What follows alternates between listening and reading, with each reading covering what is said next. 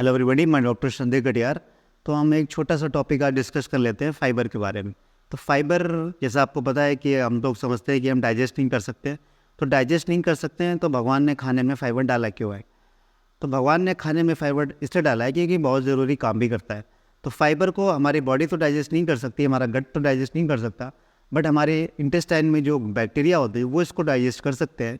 और इसको डाइजेशन के बाद इससे एक ब्यूटारिक एसिड नाम का कंपाउंड बनता है जो शॉर्ट चेन फैटी एसिड है। और ये शॉर्ट चेन फैटी एसिड हमारे न्यूरॉन्स को या हमारे ब्रेन्स की हेल्थ के लिए बहुत ज़रूरी है। इवन उसका फ्यूल की तरह काम करता है। दूसरे जो फाइबर है वो हमारे स्टूल को बल्किंग एजेंट की तरह काम करता है।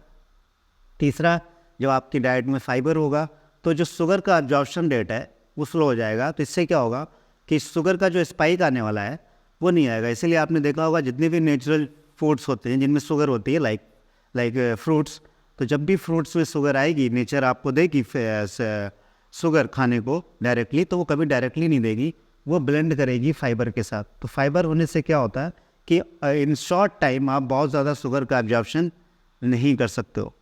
जब फाइबर बड़ी हाथ में होता है तो वो क्या करता है कि वो वाटर को भी एब्जॉर्ब कर लेता है, इससे वो सेलअप हो जाता है और एक बल्किंग एजेंट की तरह हो जाता है। तो हमें डिफिकेशन की जो फीलिंग है वो जल्दी आ जाती है। तो जब फीलिंग जल्दी हो जाएगी तो हमारा जो एक्सक्रीटा है, जो फीकल मटेरियल है, वो जल्दी पास आउट हो जाएगा। चलो, आपने देखा होगा कि जब नॉनवेज फूड ज़्यादा खाते तो बहुत ज़्यादा हमें डिफिकेशन की फीलिंग जल्दी नहीं आती और हम कॉन्स्टिपेटेड फील करते।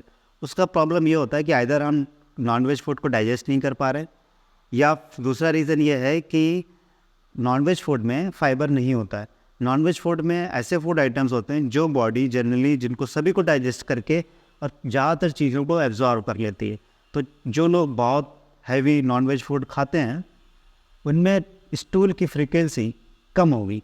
तो इसमें कुछ घबराने की बात नहीं होती कि अगर आपकी डाइट में 80 to 90% मीट है और आपको लग रहा है आपको कॉन्स्टिपेशन है, तो एक्चुअली में वो कॉन्स्टिपेशन नहीं है, वो इसलिए प्रॉब्लम हो रही है क्योंकि जो नॉनवेज फूड है उसमें ज़्यादातर चीज़ें बॉडी आपकी डाइजेस्ट करके एब्जॉर्ब कर लेगी, तो लेफ़्ट ओवर तो कुछ बचेगा नहीं। तो वॉल्यूम, जो डिफिकेशन का जो वॉल्यूम है वो उतना नहीं होगा।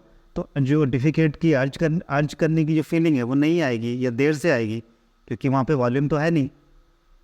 तो आपको जो फ्रीक्वेंसी है स्टूल करने की, पास करने की, वो कम हो जाएगी। ये कोई एबनॉर्मल चीज़ नहीं है, ये एक नॉर्मल चीज़ है। तो इन चीज़ों का भी हमें ध्यान रखना पड़ेगा।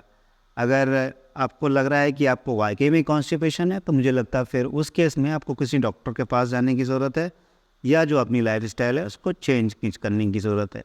मुझे लगता है ये एक शॉर्ट टॉपिक आपको काफ़ी हेल्पफुल होगा। इसको शेयर ज़रूर कर देना, कमेंट कर देना, लाइक कर देना और इस चैनल को सब्सक्राइब ज़रूर कर देना। Thank you very much.